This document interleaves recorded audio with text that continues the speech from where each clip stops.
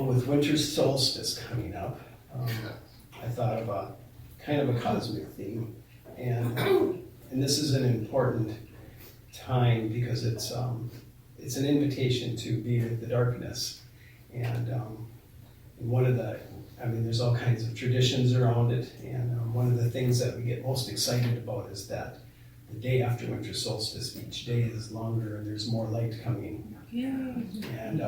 And we say yay, especially if we have seasonal depression. And what I like to do is kind of back up a little bit, like a week or two before winter solstice, invite you to be with the darkness. It's part of my tradition of creation spirituality. I need to sit in the sunshine in our windows sometimes and make sure that we're getting vitamin D and sometimes taking supplements and doing other things. Happy lights, happy lamps. I have one of those. I struggle with that. But also with the darkness, with the via negativa, as Matthew Fox and others would call it in creation spirituality. We welcome the darkness, we welcome the quiet, even the cold. And it's in the darkness that the universe story gets to tell its story through starlight, through telescopes. And I've really struggled this year. I was talking with Dave earlier that there's a lot of pain going on right now, and in my family I'm dealing with things having to do with an alcoholic brother-in-law that I don't see as being long for this world, and trying to figure out how to be with that and trying to learn what he's trying to teach us, and because it's new territory for me, being with somebody who has decided this is just how it's going to be. And what I've noticed is that I have felt the physical, the emotional depression of that, and it's this these stories that are going on, and some of the insanity going on in the world. I have felt it pulling me under, like I'm having a hard time staying on the surface. And when my brother-in-law John Schmidt and my sister Shelley, when they invited me to their winter solstice gathering, and you're invited too if you wanna, I'll tell you where, when and where, but it's on winter solstice on the 21st at Shelley and John's house. And they invited me to go there, and we do a little demonstration where we take a globe and we tilt it and walk around the fire, the bonfire, just to show why the days are longer and shorter. And I had to Google that. I'm an amateur astronomer, and I didn't understand why, winter and summer.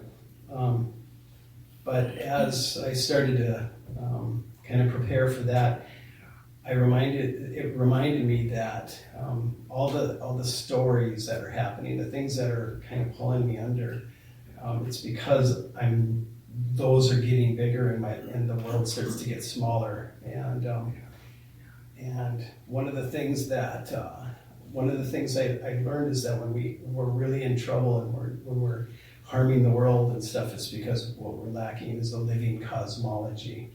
And that was words I borrow from Matthew Fox. And so one of the things that we learn along with the 4 paths of creation spirituality and ideas like original blessing is we learn about cosmology, and we tell the universe story as the scientific universe story as a sacred story. And it's something I would actually like to do here. I've mentioned it to Carol, I think, and sometime you set up about 140-foot spiral rope, and you set out candles with cards, and there's about 30 cards that talk about all of the events in the unfolding universe, including when we came into being, and it's the first like single and multi-celled organisms, and it's and on that spiral, there's a point where through fossil evidence they were able to see where sexual procreation was invented. So the universe invented sex on purpose. And the next card, I don't know why it's the next card, but death was invented. But an interesting part of that is that purposeful death cellular death, for us to grow old and die and not live forever, was necessary for the fluorescence of life, for all life to be able to get a chance at this, for evolution to happen. Otherwise, the earth would be covered in a lovely slime mold. We'd still be brothers and sisters, but we wouldn't look the same. And there wouldn't be all the different creatures and stuff. So there was sexual procreation, and then death, and then all the other the other things of evolution. And to tell that story and to put ourselves into the context of that has given me peace when I'm dealing with death in the family. It has made me realize how, as I talked you through what a little tiny speck of dust we are on that planet, with those 20,000 boxes of salt worth of stars, the universe had to be that big in order for us. I mean, just like our mother's wombs, they had to be that big to give birth to us, and the universe had to be that big. If it had expanded faster, it would have just scattered. If it had expanded slower, it would have imploded. It had to be exactly what it is for us to be here. So you're pretty special, and I mean, you're cosmic royalty, and that's something to be celebrated. And a lot of the times when we're being consumed by everything from politics to family problems and stuff, we don't feel the bigness of life, our cosmic context of life. And for me, I need to every once in a while revisit that. And a story I've shared a few times is my sister's daughter, Maggie, who is now a medical student, but at the time she was a little girl and she was learning to read, and she was a pretty good reader. And Shelley had a bumper sticker that I had given her. It was sitting on the counter, and it said, "All of creation is sacred." And Maggie misread it just a little bit, and she says, "Mom, why is all of creation scared?" And Shelley just said, "I don't know." And it was kind of a conversation starter. But I think if all of creation is scared, it's because sometimes we forget our birth narrative, our cosmic birth narrative, and for my brother-in-law, who I'm having trouble watching what he's going through. One of the times that I've seen him just really have a sense of awe and wonder is when we took the telescopes out and when we were looking at Jupiter and at the moon one night. And we're all look at it, and I'll get it into focus, and I'll say, "Wow, that's really cool." He sat there, he must have sat and stared at one planet for a half hour, and he moved the telescope a little bit, and he stared, and he stared. And I think he felt the universe there for a moment. So my theme for today is, and when we talk about, we were at the beginning mentioning about sacred or spiritual and secular, and I said, and I understand that in terms of hymns now, but all of creation is sacred, and to remember that and to always pull that in, and then to put it in the context of that 13.7 billion year cosmic story. And on the end of that 140 foot spiral, the last 1 inch is actually even less than the last 1 inch is the entire human history. Earth history is at the end of that. And one time I saw it illustrated where the extra 60 feet of rope that you have when you put 200 foot pieces of rope together to make a 140 foot rope. Am I doing the math right? Yeah. So you end up with 60 feet. Somebody took that 60 feet and made another loop, and that ended up containing that last inch, and we were on the end of that. We were at the very end of that. Welcome, humans. And it's humbling, and it's also beautiful because the universe had to expand for that long, and it had to be this big for us to come into being. And so what do we do with that? It's an invitation to a cosmically huge life, or at least just cosmic gratitude. So that is my invitation for this morning, is to try to think of that part of it, and then even eventually to invite you the telling of that story. It's done with candles and drumming or whatever music we want to do. It's done as a ritual storytelling. We light one candle at a time. It's called Cosmic Walk.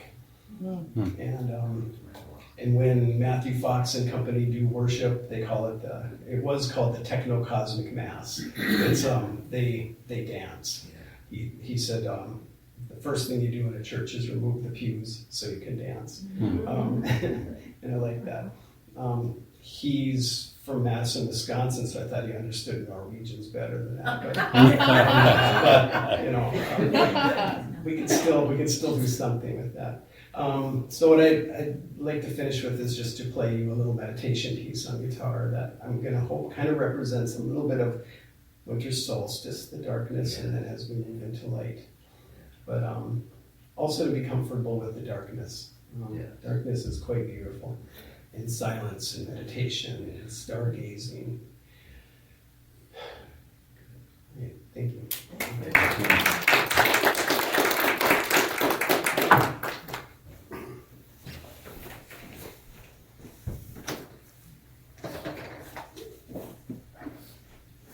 And this is another time, if you want, you can close your eyes.